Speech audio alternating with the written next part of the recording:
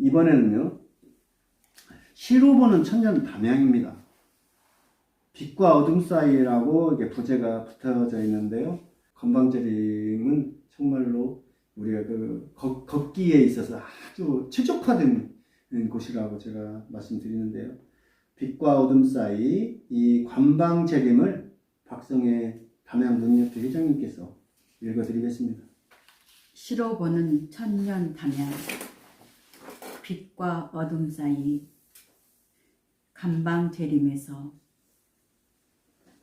해독할 수 없는 문장이 푸조나무와 팽나무의 안 가슴에서 빠져나온다.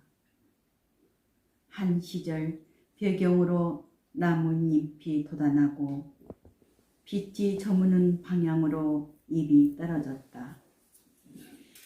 한때 견고한 벽이었던 절망과 절망의 벽을 허무는 희망이 혼재되어 쏟아지는 멀미거나 화려한 낭만 사이에서 비밀 하나쯤 간직했을 당신. 저벅저벅 그늘 잎자들이 눈 끝까지 몰려와도 다감한 형용사처럼 이곳에서는 열림과 닫힘도 없이 여유롭기만 하다. 감방재림 그늘은 빛의 사각지대. 농도 짙은 어둠을 밀어 넣으면 마음의 동굴이 생기고 전구를 켜면 내가 없는 빈 방이 환해졌다.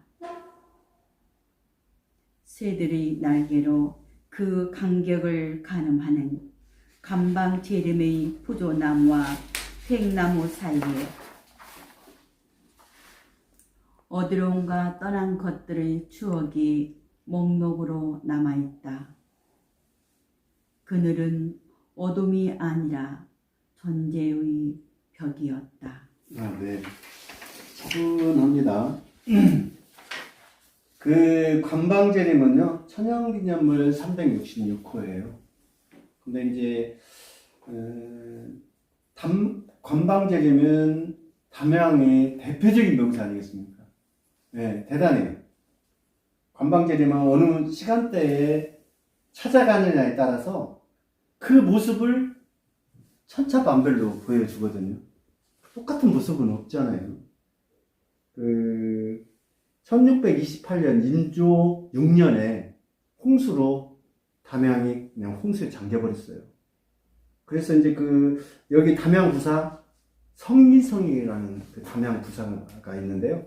성희성 그 담양부사께서 처음 주변으로 이렇게 막 제방을 쌓기 시작한 거예요. 양쪽으로. 더 높이. 제방을 쌓고 이제 나무를 심기 시작했는데요. 여러 차례 이제 그 변화를 거쳤어요. 그 나무가 계속 있는 건 아닙니다. 있기도 한 나무도 있습니다. 푸조나무나 느티나무나 이런 이제 맥구로 또 있고요. 여기 천내는 보통 300~400년 된 그 나무들이 보통 429그루가 있다고 그래요. 이 담양군에서 철저하게 띠를 묶어가지고 나무에 몇 번 번호로 다 표기를 해가지고 이걸 관리를 철저하게 하고 있습니다. 근데 이제 푸조나무가 111그루가 있고요. 느티나무, 팽나무, 벚나무 이런 순으로 있어요. 주의 명소로는요. 저쪽에 프로방스 쪽에 가면은 메타세콰이어 길 아주 좋습니다. 담양 메타세콰이어 길은 유명하잖아요. 그 다음에 이제 거기로 걷고 그 관방천을 따라오면은 이제 중록원이 있고요. 중록원 객차를 바로 또 넘으면은 담양의 국수 거리라고 그렇게 명명을 해놨어요. 그리고 그 관방천 중간 정도 되면은 담빛 예술 창고라고 해서 옛날 창고를 개조를 했어요. 근데 똑같은 쌍둥이 건물이 하나 또 있습니다. 쌍둥이 건물인데요.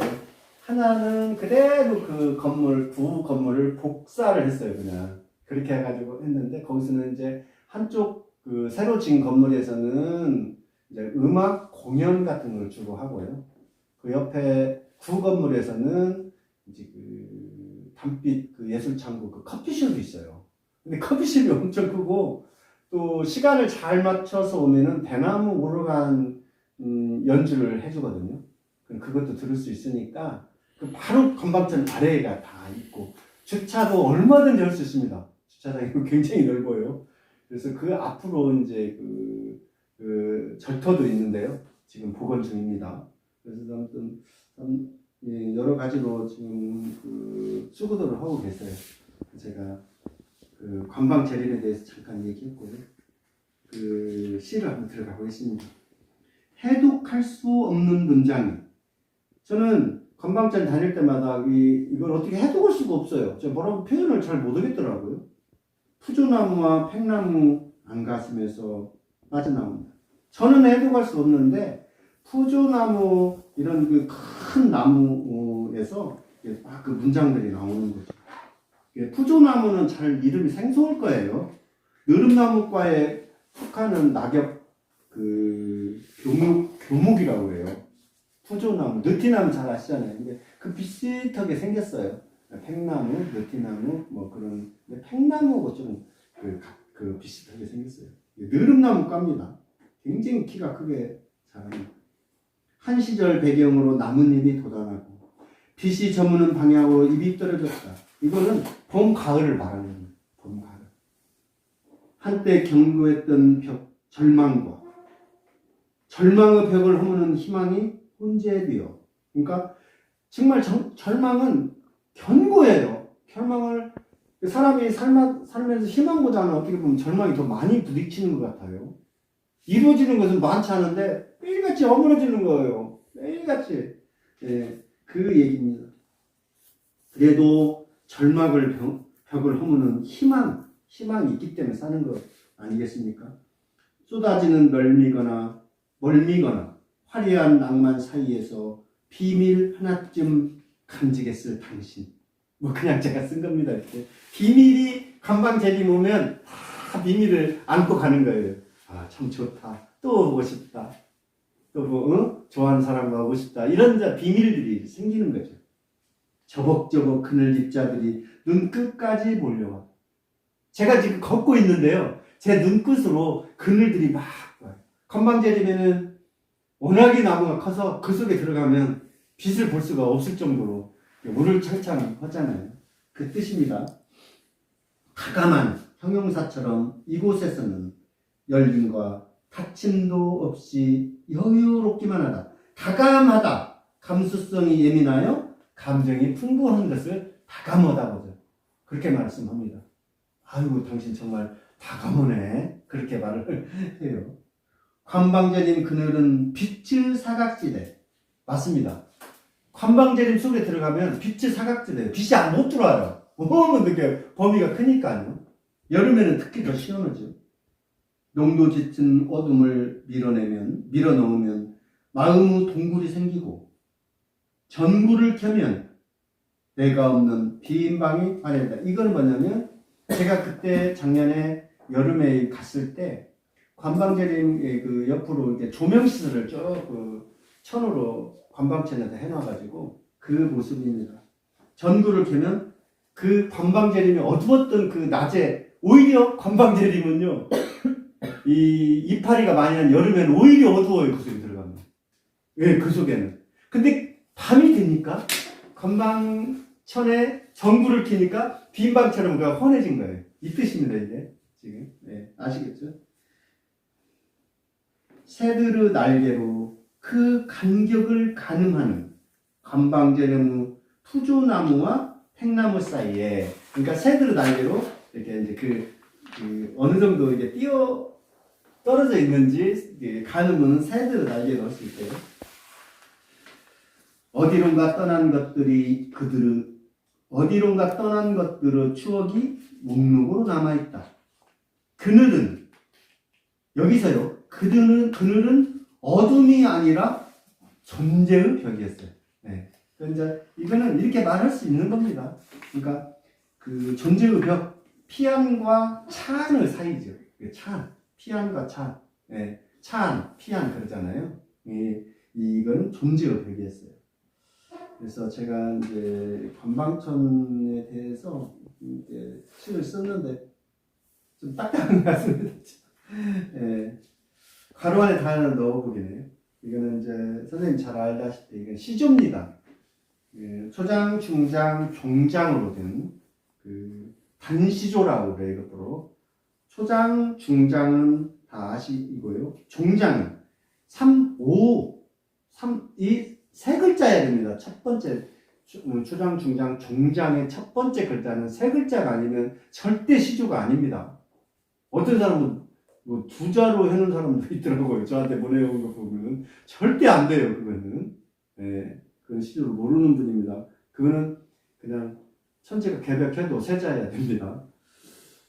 끝끝내 패선입니다. 패선. 예, 패선. 예, 못 쓰는 배들 여기서 그 영광 같은 데 이제 가면은 그 포구나 이런 데는 못 쓰는 배들이 그 갯벌 위에나 그 사구 위에 올라와 있잖아요. 그 패선을 얘기하는 거예요. 패선. 쓰지 못하는 배를 패선이라고 그렇게 말씀합니다. 끝끝내 오지 않는 신호를 기다린다. 막연해요. 끝끝내 오지 않는 신호를 기다린대요. 우리는요, 바다를 가서 멀리 쳐다봐요. 근데 뭐 오지는 않아요, 솔직히. 우리가 무엇을 기다리는지는 모르겠어요. 네.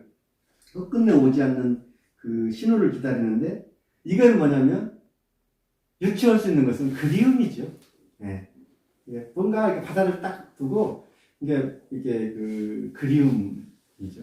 그러니까 바다를 좋아하는 사람은 성향은 외로운 사람이라네요.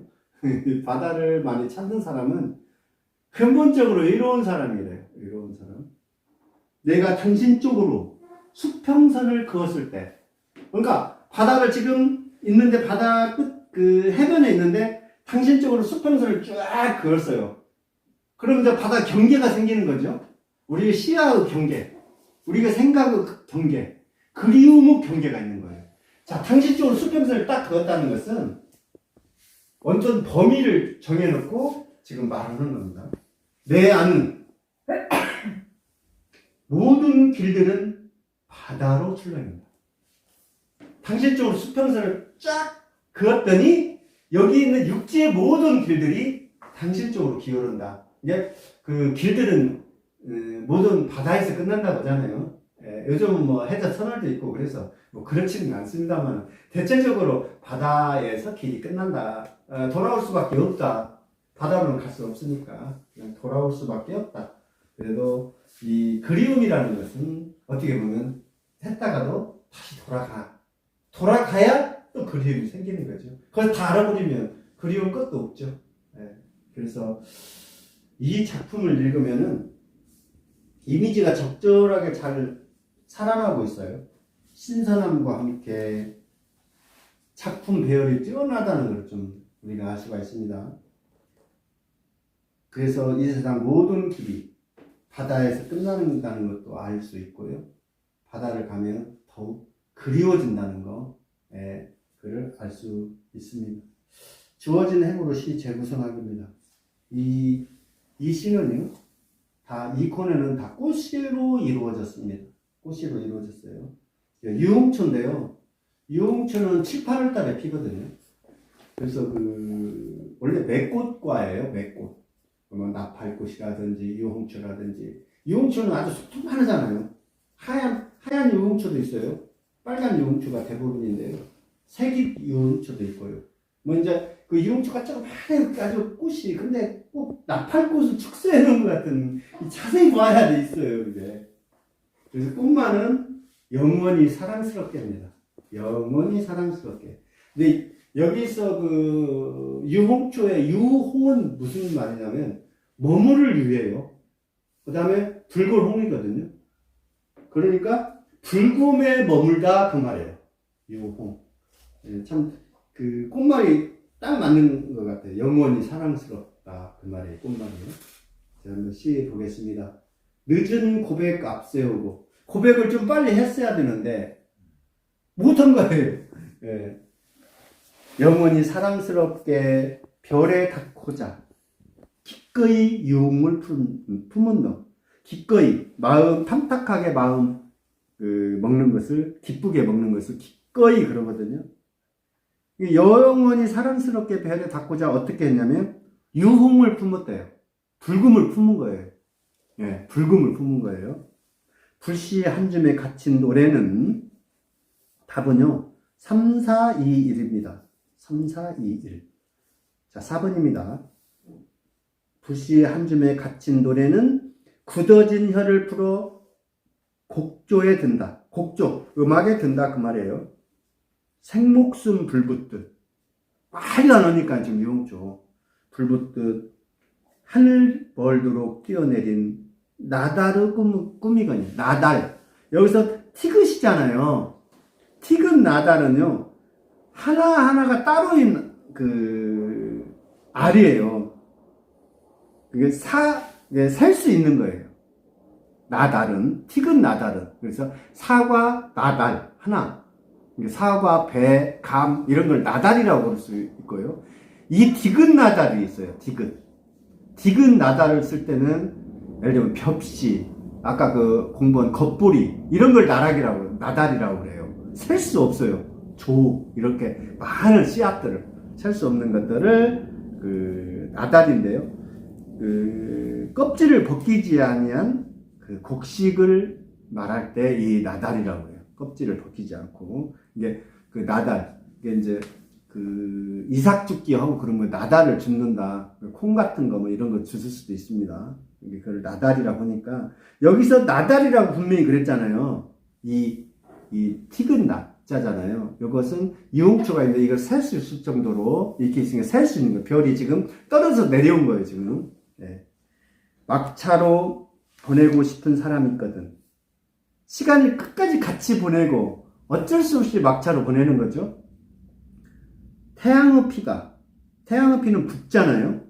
4개. 당신에게 다 고일 때까지 쓸쓸한 낙조를 한 품에 받아내라. 낙조는 떨어지는 노루 상태를 낙조라고 그러거든요. 낙조. 그러니까 이 낙조와 태양의 피와 유흥초가 같은 거예요, 이게 지금. 네. 그래서 이 불금, 그거를 지금 얘기하고 있는 겁니다. 그래서 유흥초 한번 알아봤고요. 예, 첨삭학입니다. 삼복더위예요. 삼복더위는 이제 좀 있으면 삼복더위가 오죠. 초복, 중복, 말복 그렇습니다.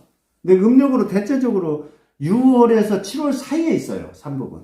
음력에서 6월, 7월 사이. 근데 그때가 제일 더운 거죠. 어찌 보면은. 예. 제목은 삼복더위인데요. 한번 내용을 한번 보면서 한번 보겠습니다. 반백이 넘도록 삶의 중심으로 걸어 들어가지 못했다. 이랬어요. 반백은 50살 정도잖아요. 반백이니까. 여기서 걸어 들어가지 못했다 그랬거든요. 걸어는 빼겠습니다. 반백이 넘도록 삶의 중심으로 들어가지 못했다.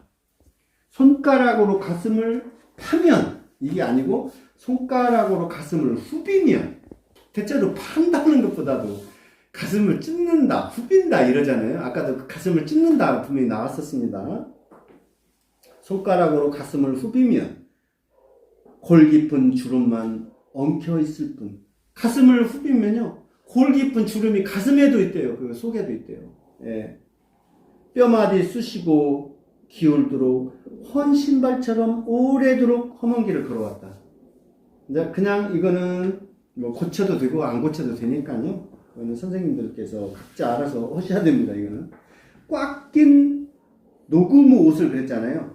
꽉 낀 녹음을 입은 버드나무가, 꽉 끼, 지금 버드나무가요, 지금 굉장히 연초록, 여름이 돼가지고 삼복이 됐는데 쭉 늘어진 그런 버드나무가 꽉 낀 옷을 입고 있는 거예요. 그럼 얼마나 덥겠어요. 지금 꽉 낀 옷을 입고 있으니까. 저녁으로 높게 숨을 열고 있다. 그러니까 버드나무가 꽉 낀 옷을 입고 있다가 저녁이 되면 좀 선선해지잖아요. 그때 이제 숨을 쉬는 거예요. 이제 폭염이 몸 바깥으로 드러나는 정강이 뼈 같다. 폭염이요, 정강이 뼈가 이 무릎 아래에 있잖아요. 이 정강이 뼈가 맞으면 가장 아픕니다. 왜 그러냐면 거긴 살이 없어요. 뼈 그냥 바로 그냥 딱 그 남자들은 잘 알아요. 그냥 워카발로 한 대씩 맞으면 진짜 부러질 듯 아프잖아요.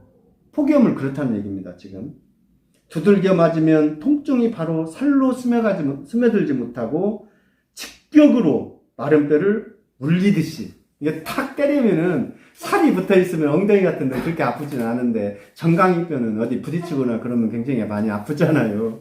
그 뜻입니다. 땀으로 범벅되는 몸. 더우니까 엄청나게 덥죠. 여기서 나는 버려졌다. 요거는 빼겠습니다. 뒤에는 가운데 줄을 그어서 빼겠습니다.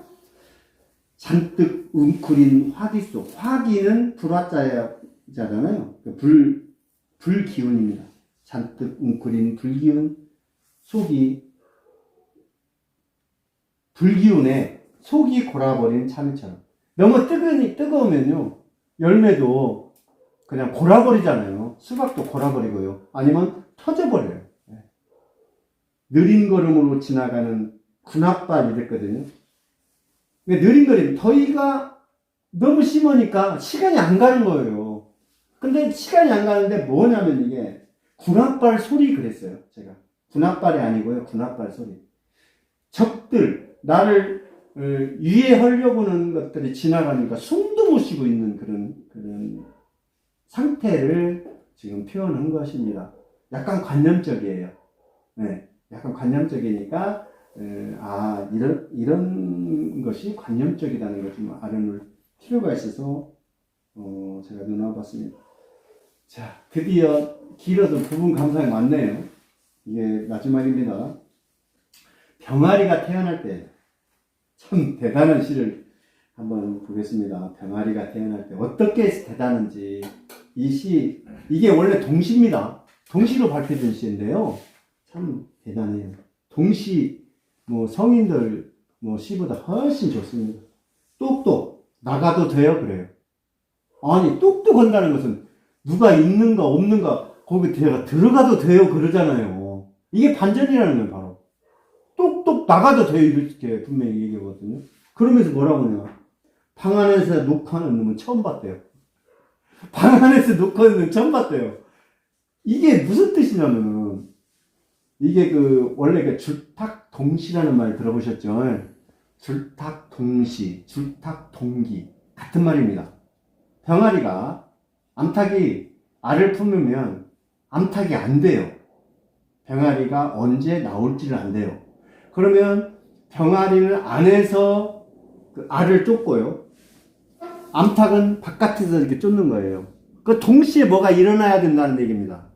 동시에 뭐가 일어나야 어떤 일이 결과물이 발생하는 거예요. 그게 줄탁동기, 줄탁동시라는 거예요. 그래요. 두 가지가 동시에 무엇이 일어나면 결과가 보이는. 그래서 알에서 병아리가 탄생하는 거예요. 그냥 병아리 혼자 지가 알 낳았다 해서 태어나는 거 아니잖아요. 이처럼 상당히 오묘한 그런 질서를 거쳐야 됩니다. 그렇기 때문에 이 시는 아주 간단해요. 똑똑 나가도 돼요. 방 안에서 녹화하는 놈은 처음 봤대. 참 두고두고 읽어보시면서 좀 글이 안 될 때는 이렇게 쓰는구나 이게. 이렇게 써야 돼요 반드시. 정말로 너무 좋아요. 자, 캐치볼입니다. 두 번째 부분 감상인데요. 운동놀이 하나죠. 캐치볼이라고 던지면 딱 붙는 거 있죠? 이게 손에다 끼고 이게 잡고 있으면 이게 테니스 공처럼 털이 달리는 것들이 있어요. 그래가지고 그거 탁 붙어요. 캐치볼이라는 것이 있는데 지금은 요즘 많이 안 갖고 놀더라고요. 공을 던진다. 어디에도 닿지 않고 그만큼 나오지는 깊어진다. 그러니까 공을 던졌는데요. 지금 어디에 공이 날아가고만 있지? 어디에 닿지를 않고 있어요, 지금. 이 말은 뭐냐면, 실질적으로 지금 공을 던지는 게 아니에요. 상상 속에서 지금 공을 던지는 겁니다. 내가 혼자해서 나무 키가 쑥쑥 자란다. 왜 들어있는지는 잘 모르겠어요. 행은요. 내가 던진 공은 자꾸만 추상화된대요. 던졌으니까 어디에서 지금 닿을지 자꾸 생각하는 거예요, 지금. 추상화. 생각을 해도 또 사실은 생각이 안 드는 부분. 그런 것을 다 추상화라고 하죠.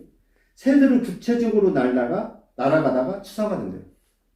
그러니까 새들이 지금 날아가면 보이잖아요. 그래서 새들이 딱 날아가면 소시점이 될 때까지는 보여요. 근데 그 소시점 이후부터는 추상화가 돼버리는 거예요. 도대체 어디로 갔는지도 모르라는 거예요. 머릿속에만 있는 겁니다. 어딘가는 있어요. 자, 넘기겠습니다. 생기지 않는 우리. 서로 떨어져 있는 각자죠. 속으로 자꾸만 공을 던진대. 마음속으로 자꾸만 공을 던지는 거예요. 서로. 예. 그 상상을 하는 거예요. 지금. 자, 그런 그 부분 감상을 알아봤고요. 이번엔 입수입니다. 입수. 그 어디 이제 해변 같은 데 가면, 계곡 같은 데 가면 입수 금지라고 해서 팻말 적어놨잖아요. 물에 들어가는 것을 입수라고 합니다. 입수. 지류를 밟았을 때 떠오르는 감정은 아직 발을 떼지 않았다는 것. 참 절차입니다. 지류를 딱 지금 밟고 있어요. 아, 발을 아직 안 떼었어요. 아, 내가 살아있다. 지금 아직 살아있는 거예요. 어마어마한 지금 감정이 막 교차하고 밀려오는 거죠. 어찌할까를 모르는 거예요. 지금 지류를 밟고 있으니까요. 그런데 너는 위험한 마음으로 바닥을 문지른대. 지를 받고 있는 위험한 마음으로 바닥을 문지른대. 이 말은 뭐냐면은 이런 게 있대요. 그 사람이 익사를 하는데요. 사람보다 키가 더 깊은 곳에서 사람이 빠져 죽을 확률이 높잖아요. 그러니까 조금 있으면 이제 그 계곡, 이제 여름이 되니까 계곡이나 많이 놀러 갑니다. 그러니까 이제 그 계곡 같은 데 가서도 절대 퐁당 들어가면 안 됩니다. 절대로 온도 차가 있기 때문에 심장마비 죽기가 좋아요. 그래서 안전사고가 많이 나는데. 그 익사자를 미국에서 조사한 그것이 있는데, 사람보다 더 낮은 곳에서 죽는 확률이 상당히 있어서 그 과학자들이 실험을 해봤대요. 그러더니 사람은 대체적으로 물 속에 안 보이잖아요. 가만 받고 가면 될 것을 이 깊다고 생각하고 발을 꼬부리고 있는 거예요, 이렇게. 그리고 사람 살려달라고 한대요. 발을 꼬부리고 있어갖고 물속에 들어가서 물 한 번 먹고 두 번 먹고 세 번 먹으면 죽는 거죠. 네. 그냥 가만히 서 있었으면 사는 것인데. 네. 그래서 참, 그런 말 있잖아요. 재수 없으면 접시물 코 박고 죽는다고. 그래서 입수 알아봤습니다. 이처럼 시 읽기와 시 쓰기를 통해서 우리는 정말 행복해질 수 있냐 반문해 봐야 돼요. 우리의 삶은 고난의 바다 아니겠습니까? 즉 고해의 바다에서 살고 있거든요. 우리가요. 나고 병들어 죽는 일이 그렇고 사람과 만나고 헤어지는 일이 다 그렇습니다. 그런 중에도 시인은 현실을 뒤집으려고 그래요. 그 낯설게 만들기에 특권을 가지고 있는 사람이 시인이거든요. 예, 시인은 특권이에요. 그리고 언어의 주도자입니다. 주도자. 예, 언어를 이끌어 나가고 탄생시키는 것이 시인들의 책무 아니겠습니까? 그래서 고난 속에서 먹지 않아도 배부르고 현실은 아프지만 시는 아프지 않을 때가 있어요. 시를 쓰면 잊어버려요. 그래서 시 쓰는 일은 고해의 바다를 건너 행복으로 가기 위한 그 조건으로 만들어야 돼요, 우리가. 그러기 위해서는 시 쓰는 것이 힘든 것이 아니라 일상화돼야 된다. 제가 강의 때마다 그 말 합니다. 시 공부를 꼭 하십사. 얼마 남지 않았으니까 유한한 인생에서 뭐 한 가지라도 반드시 해야 되거든요. 근데 글을 쓰시는 분들은 정말 특권이 있어요. 책을 내서라도 자기 이름을 낼 수가 있거든요. 예를 들면 이처럼 낼 수가 있는데 글을 쓰지 않은 사람들은 자기를 나타낼 수 있는 방법이 많지 않아요. 예, 이 글 쓰는 사람들의 어떤 특권입니다. 예, 그렇기 때문에 우리는 열심히 좀 노력했으면 해서 그런 말씀 드렸고요. 오늘은 익숙한 것과 낯설게 하기, 파격에 대해 알아봤습니다. 오늘은 좀 많이 강의가 좀 길었는데요. 다음 시간까지 선생님들 건강하시기 빌겠습니다. 이만 마칠게요.